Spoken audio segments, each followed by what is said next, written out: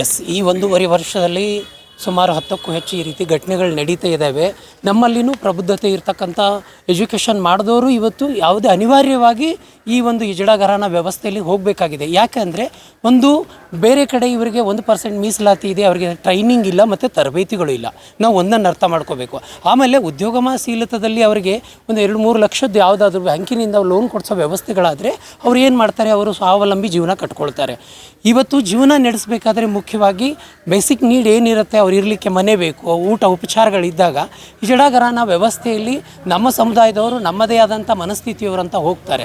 ಆದರೆ ಎಲ್ಲ ಇಜಡಘರಾನಗಳ ವ್ಯವಸ್ಥೆಯಲ್ಲಿ ಇದು ನಡೆಯುತ್ತೆ ಅಂತ ಹೇಳೋಕ್ಕಾಗಲ್ಲ.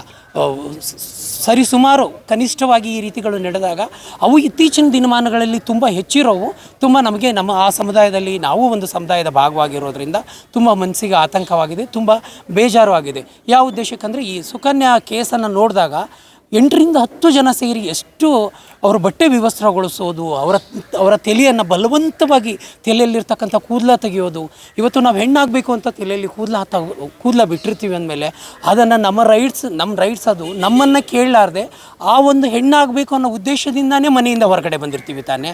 ಅದೇ ಉದ್ದೇಶದಿಂದನೇ ನಾವು ಸಮಾಜದಿಂದ ಹೊರಗಡೆ ಇದ್ದೀವಿ ತಾನೆ. ಮತ್ತು ಇಂಥ ವ್ಯವಸ್ಥೆಯಲ್ಲಿ ಇವ್ರು ಯಾರು ನಮ್ಮ ಹೆಣ್ಣುತನದ ಅಸ್ತಿತ್ವವನ್ನು ಅದನ್ನು ಉದ್ದೇಶಪೂರ್ವಕವಾಗಿ ತೆಗೆದುಹಾಕೋದು ತುಂಬ ಇದು ನಿಜವಾಗ್ಲೂ ಮಾನವೀಯತೆ ದೃಷ್ಟಿಯಿಂದ ನೋಡೋದು ಒಂದು ಕಡೆ. ಆದರೆ ಇನ್ನೊಂದು ಕಡೆ ನಾಗರಿಕ ಸಮಾಜ ಇವತ್ತು ಸಾಕಷ್ಟು ಸಂಘ ಸಂಸ್ಥೆಯವರು ನಮ್ಮನ್ನು ಕೇಳ್ತಿದ್ದಾರೆ ಯಾವ ರೀತಿ ಉತ್ತರ ಕೊಡಬೇಕು ಅಂತ.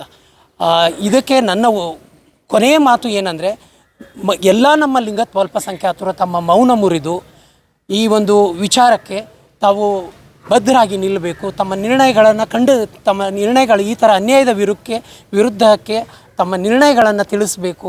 ಇದನ್ನು ತೀರಾ ಖಂಡಿಸಬೇಕು. ಆವಾಗಲೇ ನಮಗೆ ನ್ಯಾಯ ಮತ್ತು ಗೌರವವಾದಂಥ ಸಾಮಾಜಿಕ ಭದ್ರತಾ ಜೀವನ ಸಿಗೋದು ಅಂತ ನನ್ನ ಆಸೆ.